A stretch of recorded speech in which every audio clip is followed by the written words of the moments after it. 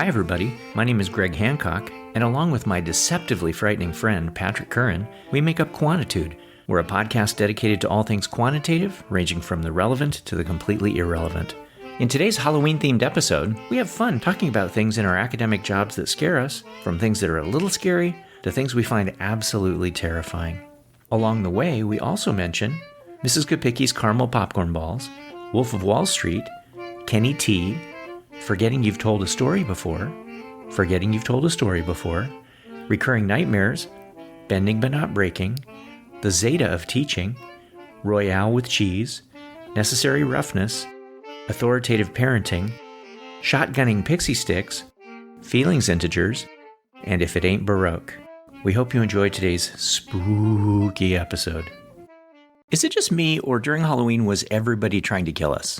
It was all of us. The entire neighborhood was trying to kill us with needles and razor blades and crushed glass. Dude, what was it about growing up in the 70s where you could not eat your Halloween candy because neighbors of 20 years had baked broken glass into a caramel popcorn ball? That's right. These people you have known your whole life, these people who lived through the stock market crash, the Depression, World War II, people who can their own peaches are making popcorn balls of death. For those of you listening and who are not our age, we are not being hyperbolic. No, not at all. We had a neighbor named Mrs. Kopicky. Okay. It was her husband's fault that I became so fascinated with airplanes because he was an aeronautical engineer and he would give me his old aviation magazines when I was a kid. However, unbeknownst to us, Mrs. Kopicky was trying to kill us. She would make the most amazing homemade caramel popcorn balls wrapped in orange and black cellophane. And we would get home and we would pour out our candy on the living room floor and my mom would gather them up and throw them away. Absolutely. There was that first pass through all of your stuff. Anything that looked like it had time taken, love put into it, that's gone. Razor blades only went into apples. Well, that's obvious. But needles went into candy bars. Yes. LSD went into the Pixie Stix. Yes, there's a rule book for the 70s for Halloween candy. Because, you know, if Mrs. Kopicky is tripping on Halloween night, she's going to take her own stash of LSD and give it to a bunch of children. I mean, there had to be things that you liked about Halloween. I love Halloween. It's one of my favorite now with my kids is when we get back from trick-or-treating, everybody dumps theirs on the floor. And I say everybody because I go with them. We start bartering 1982 Wolf of Wall Street stock market floor. I've got Reese's Pieces. At my house, when Sydney was little, she had a peanut allergy, which miraculously she outgrew. Like, I wanted neighbors to give her Snickers bars and peanut M&Ms because then, for health reasons, I would get to take those out of her basket. Tate has celiac disease, so at the end of the night, I have to do a pass and pull out all the gluten things. And then I just really get to replace them with whatever crap is left over. One of my favorite things, and it wasn't when I was a kid because it didn't come online until late 80s, early 90s. I'm a huge Simpsons fan. Oh, yeah. Oh, my gosh. The Treehouse of Horror.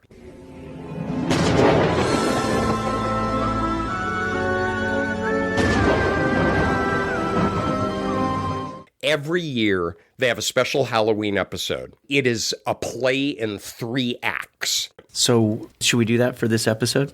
Do what? Focus, Patrick, focus.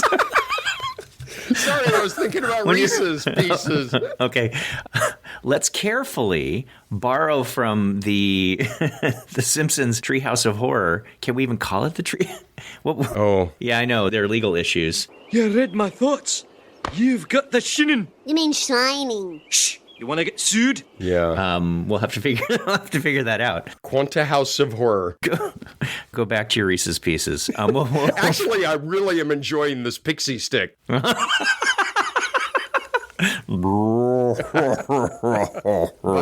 you should probably see a doctor about your melting face.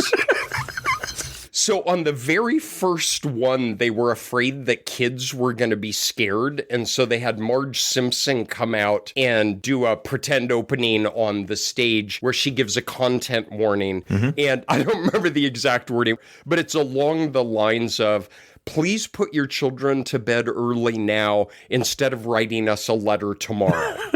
Maybe we should have some kind of content warning. Today's special Halloween episode of Quantitude would require a content warning if it actually had anything you could call content. In fact, the only really spooky thing is that Patrick and Greg choose to spend their time doing this instead of their actual jobs, whatever those are. So, if there's anything to beware of, it's that you don't let them drag you down with them. Thank you. The thing they do is there are 4 components to this. They have the 3 acts, but they also have special haunted credits.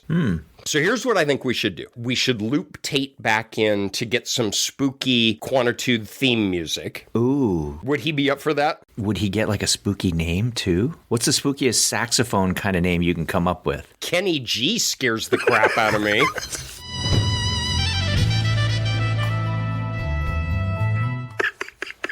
You know what? It's going to be Kenny T for Tate. Kenny T. All right, we're belaboring this. We're going to get Kenny T to play spooky music, and then we are going to do 3 acts of the Quanti-House of horror. Thank you for joining us. Act 1. The razor blade in the apple.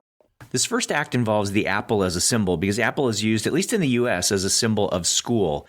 And it sort of goes back to that classic idea of a kid coming to school in the morning, a little kid, and putting an apple on the teacher's desk. Clearly the most ass-kissing kid who's going to get beat up after school every single day. And so where did you get your apples in Seattle in the winter? Shut up. We stored them in the basement. Okay. Right. So in this section, what we thought we would focus on then is things that are scary to us, things that we encounter that relate to the classroom, teaching, advising, all things related to the school kind of setting. How about if I start with a super simple one that is highly relevant here? Shoot. I am terrified in my teaching and advising, or at the dining room table for that matter, of telling the same story twice. I have a horrible habit of doing this. Part of it is we've established that I've sustained many more concussions than the typical person. And I kind of went to the plate with 2 strikes against me intellectually to begin with, so I didn't have a lot of wiggle room to work with. Part of it is simple demyelination. But part of it is you and I, throughout a week, will talk to a lot of different people in a lot of different settings. Yep. And whether that be online teaching, whether it be this ridiculous thing that we're doing, whether it be in front of a classroom. And I know I have told a given story before, but I don't remember in what setting. Yep. Just a couple days ago, I taught my structural equation modeling class, and I was 2 minutes into a story when I realized I had told them that story last week. And there's a time where you just can't walk it back. You wrap up your tight 10 and just get off the stage. And how many times when we're recording this have I said, dude, have I told this story before? And your usual reaction is, does it matter? Yeah. Well, I never know actually if we've cut it because I cut so much of the crap that you say. But that's another part is I remember telling a story, but I don't know if it made it to a final episode, especially if you edited it. Is there anything that legitimately scares you when you walk out onto stage? Wow, it is funny that you used the term walk out onto the stage because that is how I feel. It is a show. It just is. I have this fear, almost a terror of being a bad teacher. Everybody sort of jokes about the recurring nightmare that they have. Some people, it's like, oh, I have a test and I can't open my locker and I'm in middle school and I'm in my pajamas. That was very detailed. I went to a drama magnet high school, and I have this recurring nightmare that I go back to my high school. I'm standing in the wings with my drama teacher watching the show as this like returning alum. And someone says a line on stage, and my drama teacher puts his hand on my shoulder, pushes me out on the stage and says, Hancock, that's your cue. and I have no knowledge of what the play is. I don't know any lines. I have to fake my way through the whole thing. I have this nightmare once every month or so. I feel so much pressure when I go into the class to deliver, and it's because the material is hard for people. It's because our field is notoriously bad at teaching.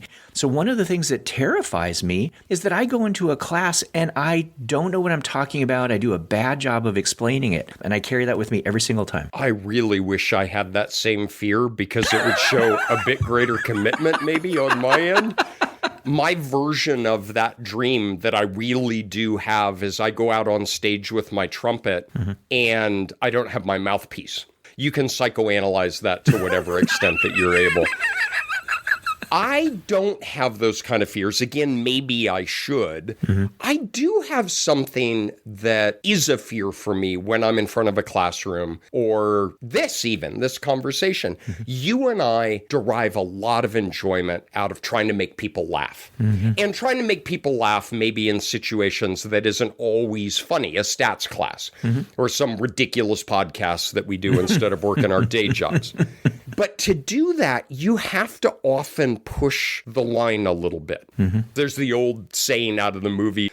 The thing to remember about comedy is if it bends, it's funny. If it breaks, it's not funny. You see what I mean? I have a legitimate, true fear of inadvertently stepping over that line. Of trying to make a joke and I make somebody feel uncomfortable. I poke in a way that makes them feel bad in some way. And this isn't one of these, all the students are snowflakes. It has nothing to do with that. That's right. It's legitimately trying to make a joke and hurting someone in the process. John Wayne has a famous quote. I didn't look it up before this, and I'm paraphrasing. But he says something like, my father always taught me never to inadvertently insult someone. So if I insult you, you can be damn sure I did it on purpose. That's one of my big fears is in my good-natured way of trying to get a laugh, I hurt someone. One of the things that people might not realize is that this is a moving target. You and I have given the same lectures literally hundreds of times, down to the point where we know where to pause, we know where to accelerate, we know where to insert a joke, we know the way we used a joke the last time that we might change the words around a little bit. There really is this stand-up aspect to what we do in the classroom, but the audience is different. Right? And I don't just mean it's different from year to year. The audience is different over the last 30 years. So things that were funny or things that were meaningful, it has changed. What offends people changes. What resonates with people in terms of their understanding changes. While we try to work on being good teachers and engaging people through humor or whatever other things that we do, at the same time, there's this zeta component to it, right? There's this error that makes what we do always a bit random, quite honestly. And that's a little bit scary. Now, could I end with one last brief one that is a very real fear, but is not a hypothetical? It actually happened. Sure. So I am capable of being in a room, having 3 people introduced to me, and by the third person, I have forgotten who the first 2 are. Again, whether this be neurons, whether this be some kind of impairment. I made a comment to my wife once about how I can't remember people's names. And she said, you can remember them just fine. You just don't care enough to encode them. And whatever the mechanism is, I was at a conference. I had flown in at the end of the day and they started in the evening. And there were student presentations. And it was after dinner. I sat in the back. It was in the dark. I had been on airplanes for 8 hours that day. There were 3 or 4 presentations. There was a break. We were at the hors d'oeuvre table. I went up to the person who had presented and I said, hey, I just wanted to thank you for that. That was really, really interesting. And I thought you did a great job. And the young woman said, thank you so much, Dr. Curran. I haven't presented yet.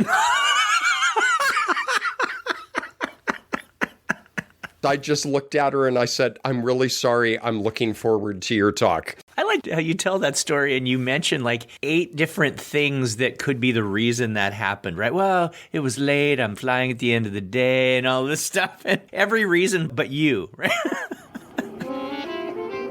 Oh, do you hear that? Oh, okay, I'm loving this. That means Act 1 is over. Okay. All right, so Act 1 comes to the close. Act 2. The needle in the candy bar. So throw me a bone here, brother. Mm-hmm. We're talking about things that scare us in academia. Mm-hmm. What have you concocted to have needle in a candy bar be academia? Okay, I know. You've given a lot of talks around the world, right? I've given some talks around the world, and when you go to different places to present your research, candy bars have different names. Did you ever notice that? I did. Yeah, like Milky Way is called something else in Britain. The American Milky Way bears a closer resemblance to the European Mars bar rather than the Milky Way sold in the United Kingdom. Okay, so we are trying to replicate the opening scene of Pulp Fiction.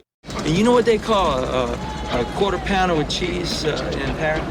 They don't call it a quarter pounder with cheese? Oh man, they got the metric system. They call it Royale with cheese. So this section is going to be about things that are related to publishing or presenting or conferences in general, just the dissemination of stuff that we do and the process of that. Things that terrify us. You made point A and you made point B. I haven't seen the link between A and B yet of the needle in the candy bar representing academia. Just go with it for Jeez. My bad. Okay. So I've got a very silly little one to begin with. Okay. So we're going through the college application phase. I have a deep fear that my kids might actually go to the University of North Carolina. Wow. Hear me out. Okay. I love UNC. Uh-huh. And I think it's one of the best public universities in the world. Mm-hmm. But I'm a faculty there.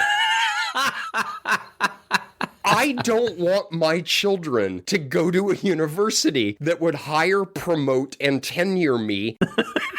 And this is consistent with the text you sent me of the picture of Quinn holding the UNC informational postcard he got with a look of total incredulity on his face. Like as if.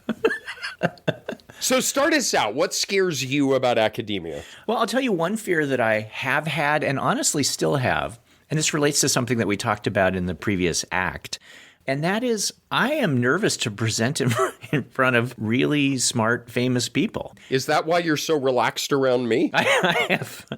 I'm so chill around you.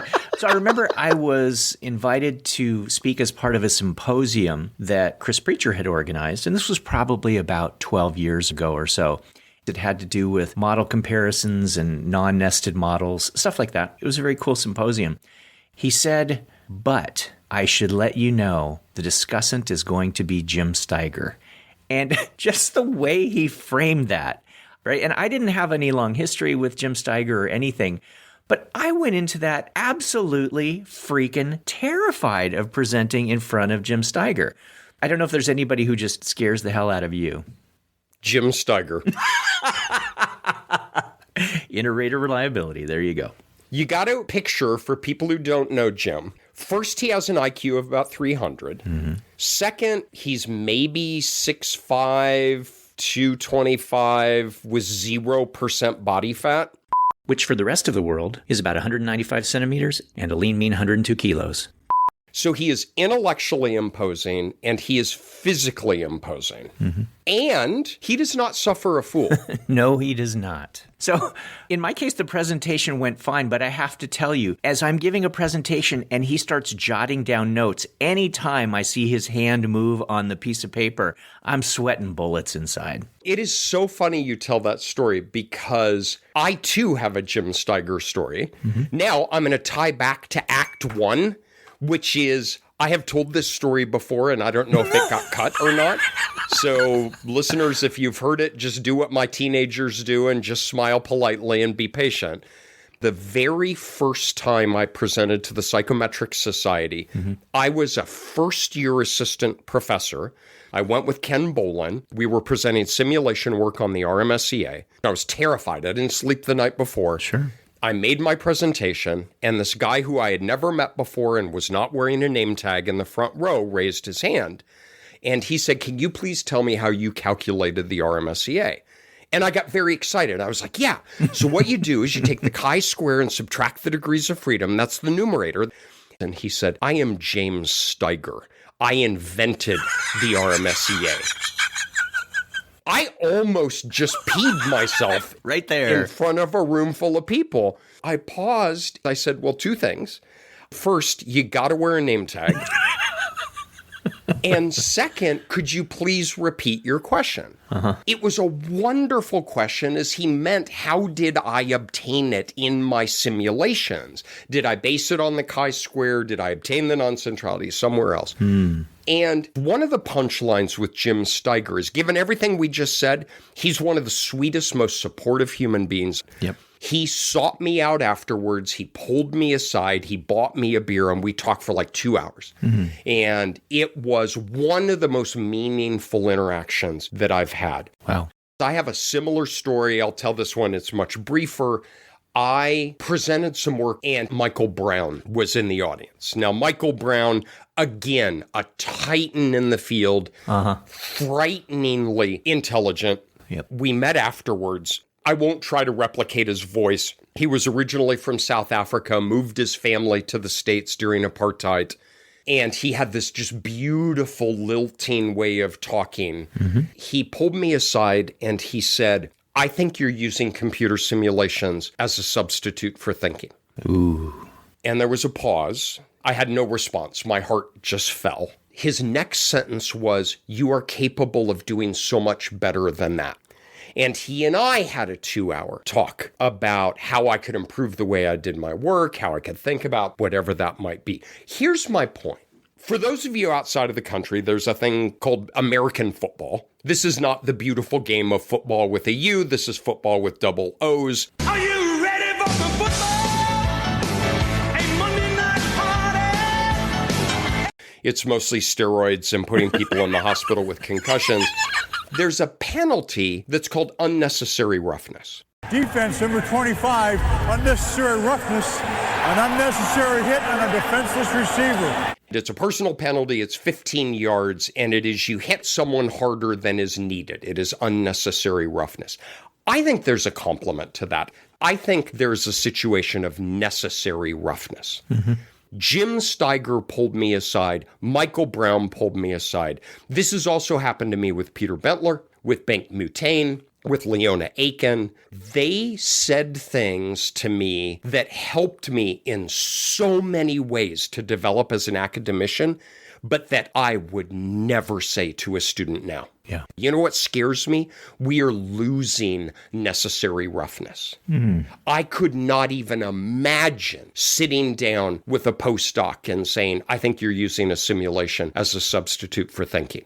Yet when I look back over 30 years of my career, that was one of the most important, impactful moments that I've ever been part of. I am uncharacteristically moved by your point. Give me a sec, it'll pass. I think you and I have this tough love gene inside us that we spend a lot of time keeping in check or finding a way to control how that gene expresses itself. But I love everything that you described. You know, there are other people that we encounter that I find absolutely terrifying as well, or at least I have at different points in my career. And these are always people who are judging my work, right? Just like in the presentations we give. And those are the reviewers and the editors that we encounter when we are writing papers. You know, the papers that we write, we don't just throw some crap in a document and throw it off to a journal. I mean, we craft every single word that goes into those documents. These things that we have are our intellectual children, right? We come up with these ideas that we think are important, and then we send it out there and we get this kind of feedback from reviewers and from editors.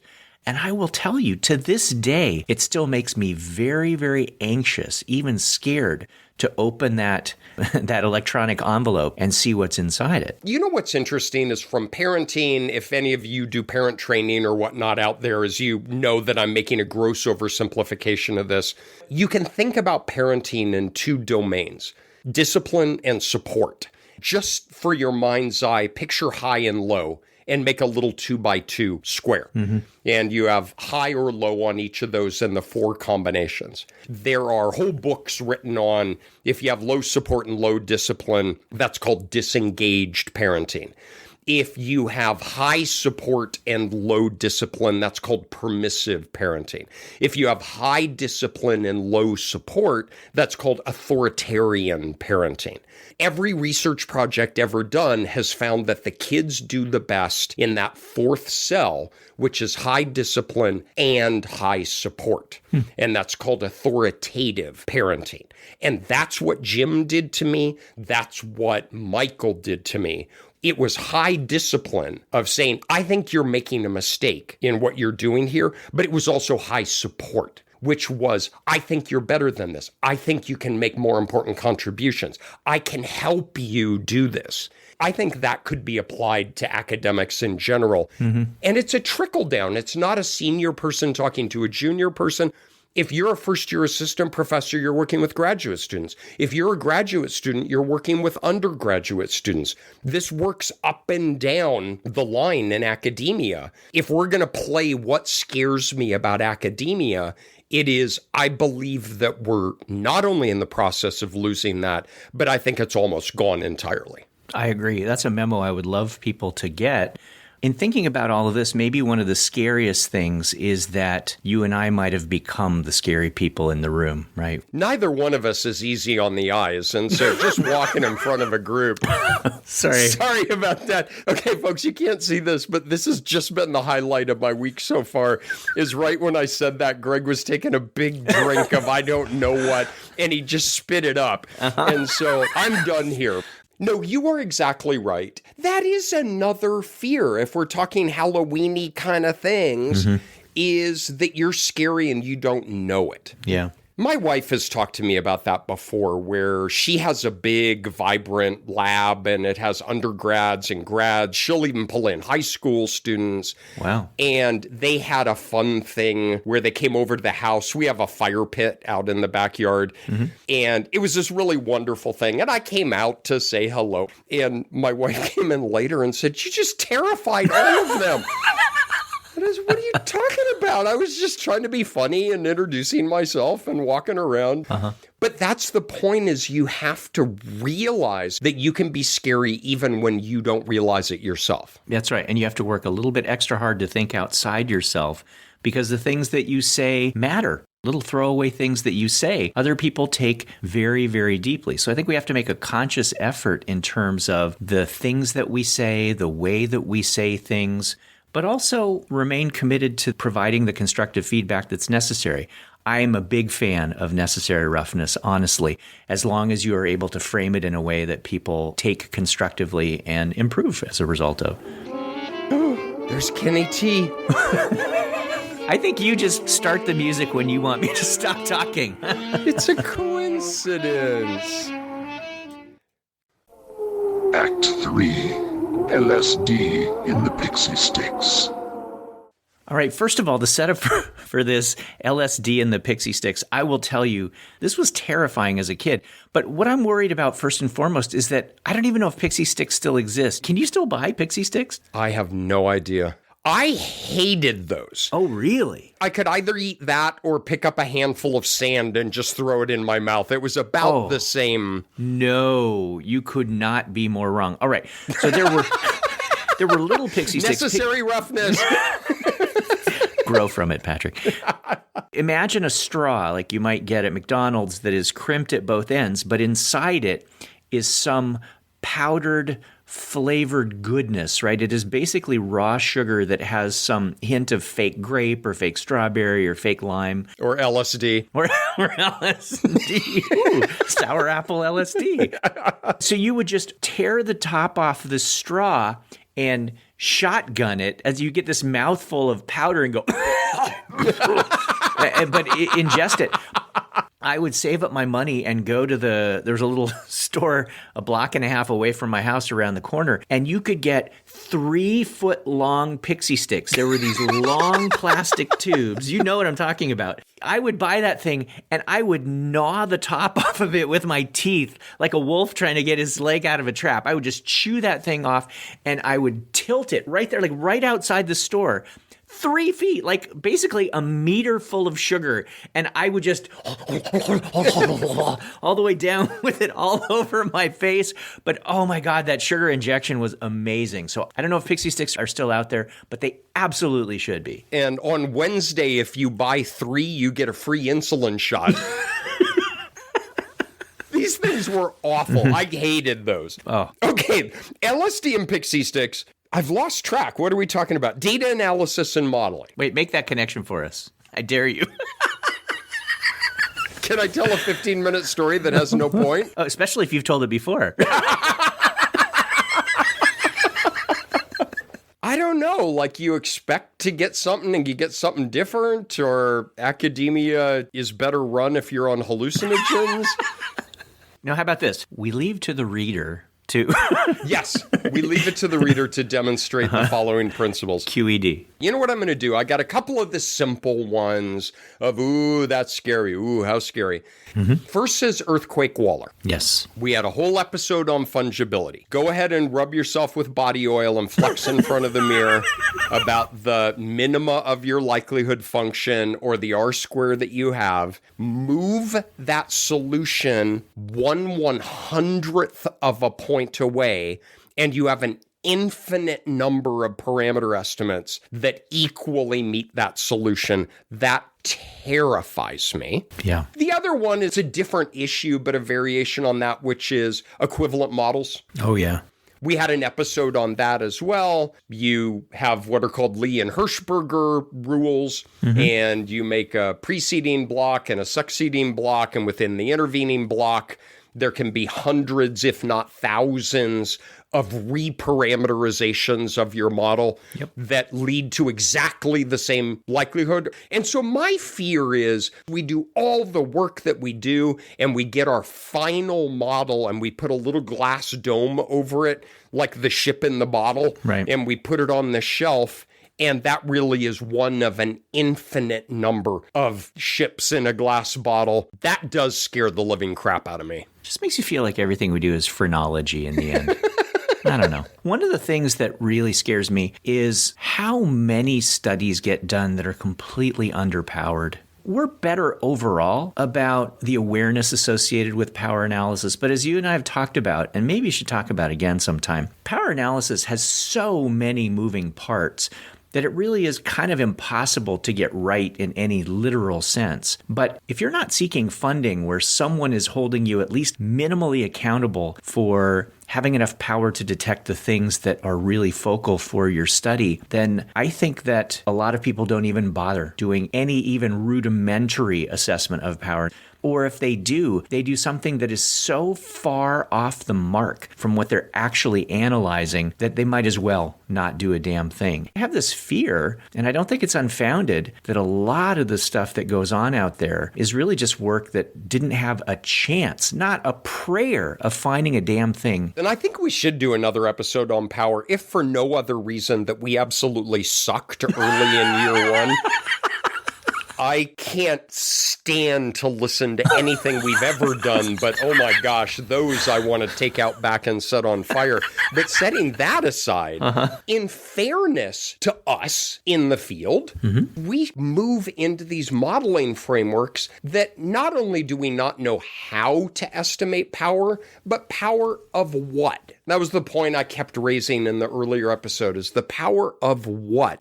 Recently, I've been ensconcing myself in some of the new developments in DSEM, dynamic structural equation modeling. And on some future episode, we can puzzle through that. It's really a fascinating new development in intensive longitudinal data designs. I look at this combination of the SEM with time series, with multi-level modeling. You can't use likelihood estimation anymore. It's a Bayesian approach. So you don't even have power in the strict sense of what is the probability you would have observed this if the null hypothesis was actually false, because there isn't a null hypothesis in that way.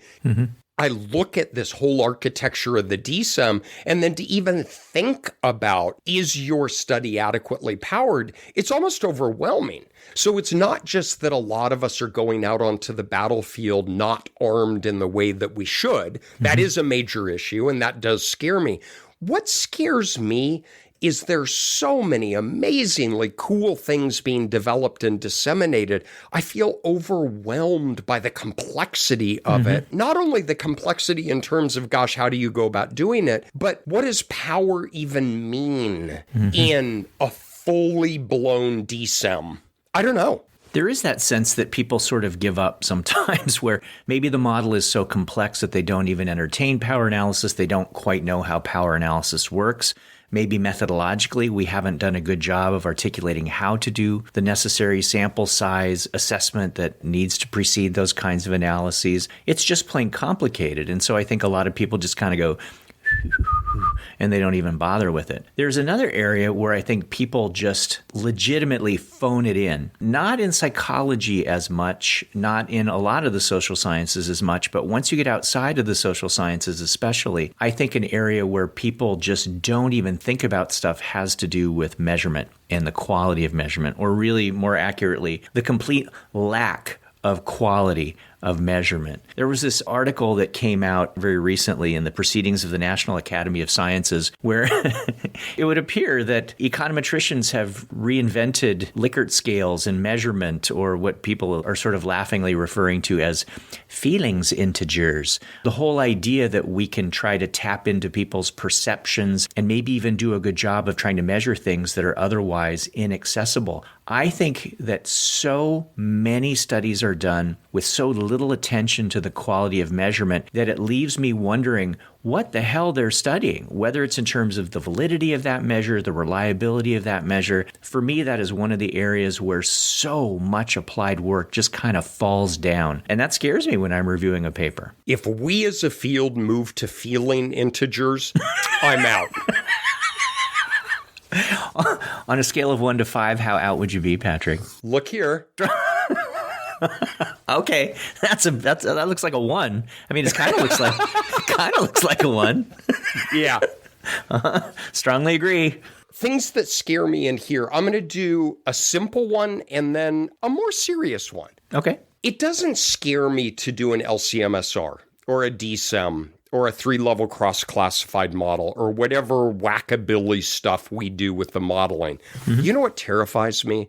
The data management. Ooh. The complexity that goes into data files that we get these days. Yep. Whether they be in wide format and you transpose them to long or long to wide, or you have a hybrid, or you have missing data, or you do all of these things. I have the deepest fears that I blew a match merge. Right. Or that I have a if-then-do statement that isn't doing what it's supposed to do. Yep. This is not trying to be funny, as I live in deep fear that the final rectangular data frame that I bring into the fancy pants models, I somehow reverse coded something in a macro in a way that I didn't intend to.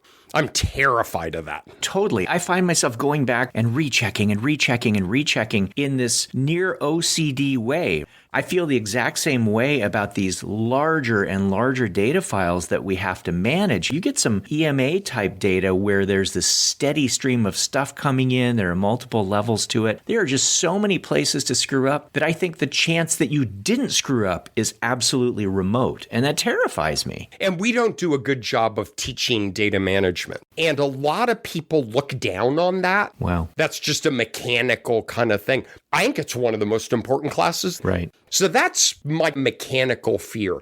I will pan back a little bit on maybe my biggest fear in modeling and analysis. Okay. And it involves Sean. Oh, Sean. Yep, it's all about Sean. I play in a brass quintet. Sean is first trumpet. I'm second trumpet. Sean is the sweetest person you will ever meet on the face of the planet, and he is a gifted trumpet player. My aspiration is to be Sean. I get really nervous when I perform as part of the quintet. We played in a church a while ago, and there were a couple hundred people, and my heart rate was like 120. And that does not do well for playing the trumpet. I have this deep-seated fear of my playing reflecting poorly on the group.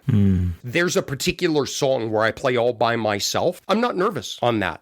I'm nervous when Sean and I, in this Baroque piece that we play, because if it ain't Baroque, don't fix it. But For those of you who are musically inclined, it's a Gabrielli piece, and Sean and I play a duet, and I'm terrified at that because I don't want to make Sean look bad. Right. How does that personality trait generalize? I am terrified of making an error in someone else's project.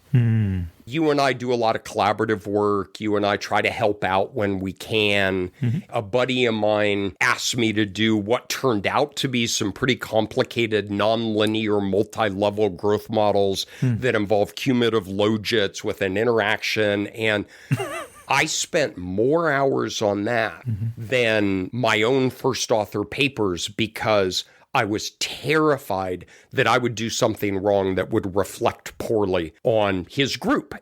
So that's one of my biggest fears. It's not MCMC estimation. It's not a saddle point. It's not a flat spot. It's Sean. I'll tell you, there's a funny aspect to what you're saying. In that case, if you hit some wrong notes, Sean knows. When we collaborate with other people whose focus really is on the substance, and you and I are doing more of the number things behind the scenes, they wouldn't know if we screwed up. In some ways, that puts this incredible pressure on me. I understand about performing in front of other people, but if I am the only checks and balances in the whole system, that makes me even more nervous because whatever substantive conclusions, they just go, oh, okay, that's what Greg said. I'm like, wait, who's the one looking in on me to make sure I'm doing it right? And the answer at the end of the day is me. That puts like this double pressure on me. So I absolutely feel the weight of that and take it very, very seriously. That reminds me of a longer story. When I was a grad student, is that Kenny T?